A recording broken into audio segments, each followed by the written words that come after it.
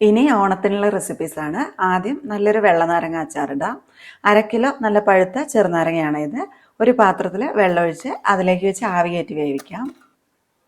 2-3 മിനിറ്റിലാകുമേ. Soft ആയാൽ മതി, പൊട്ടിപ്പോകണ്ട. 5 മിനിറ്റൊക്കെ വെച്ച് എന്തായാലും പൊട്ടിപ്പോകും. തൊട്ട് നോക്കുമ്പോൾ ഒന്ന് സോഫ്റ്റ് ആയിരുന്നാൽ മാത്രം മതി. ഇത് ആയിട്ടുണ്ടെങ്കിൽ നമുക്ക് എടുത്തു മാറ്റി പുറത്തേക്ക് വെക്കാം. തണുക്കുമ്പോൾ ഓരോ നാരങ്ങയും 8 കഷ്ണമാക്കിയിട്ട് മുറിക്കാം. നീളത്തിലോ അല്ലെങ്കിൽ ഇതുപോലെ കുഞ്ഞു കഷ്ണമായിട്ട് മുറിക്കാം. അരിയുമ്പോൾ തന്നെ കുരുവൊക്കെ എടുത്ത് മാറ്റാം. പിന്നെ അരിയുമ്പോൾ പുറത്തേക്ക് പോകുന്ന ചാറൊക്കെ കളയണ്ട, പാത്രത്തിലേക്ക് തന്നെ ഒഴിച്ചു വെച്ചോ. ഇനി പാത്രം അടുപ്പിൽ വെച്ച് നല്ലെണ്ണ ഒഴിച്ച് ചൂടാക്കാം.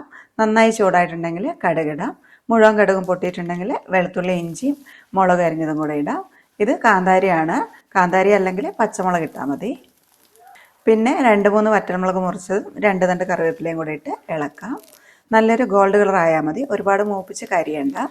ഇനി 1/4 സ്പൂൺ വീതം മഞ്ഞൾപ്പൊടിയും ഉലുവാപ്പൊടിയും 1/2 സ്പൂൺ കായപ്പൊടിയും കൂടെ ചേർക്കാം. ഒന്ന് ഇളക്കി പൊടിയൊക്കെ ഒന്ന് ചൂടായിട്ടുണ്ടെങ്കിൽ അരിഞ്ഞു വെച്ച നാരങ്ങ ഇടാം. കൂടെ 2 ടേബിൾ സ്പൂൺ ഉപ്പും കൂടെ ചേർക്കാം. ഈ നാരങ്ങ വെന്ത് നല്ല സോഫ്റ്റ് ആയതാണ് ആദ്യം നമ്മൾ ആവി കയറ്റിയപ്പോൾ, അതുകൊണ്ട് ഒന്ന് തിളച്ചാൽ മതി. ഇതിലേക്ക് ഒരു 2 ടേബിൾ സ്പൂൺ വിനാഗിരിയും കൂടെ ഒഴിക്കാം. അതൊന്ന് ചൂടാവട്ടെ. കുറച്ച് ചാറുള്ള അച്ചാറാണ് നമുക്ക് വേണ്ടെങ്കിൽ ഒരു 1/2 ഗ്ലാസ് തിളപ്പിച്ചാറിയ വെള്ളം കൂടെ ഒഴിക്കാം.